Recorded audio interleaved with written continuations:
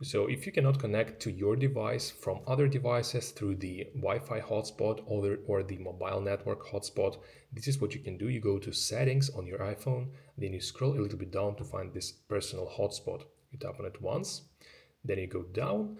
First of all, what you want to do is you want to turn off and then turn on the allow others to join option. Step number 2 would be to make sure that the password is correct, of course, and you can also change it if you want and then press confirm. And the third step would be to turn on the maximize compatibility setting. So you can also turn it off and then turn it on.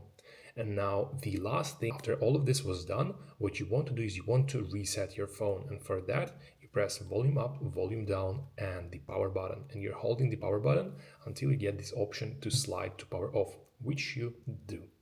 You slide to power off, you give it a couple of seconds to turn off, and then you wait for another couple of seconds for iPhone to remain in the turn off position, and then you press the power button for 5 to 10 seconds for your iPhone to turn on.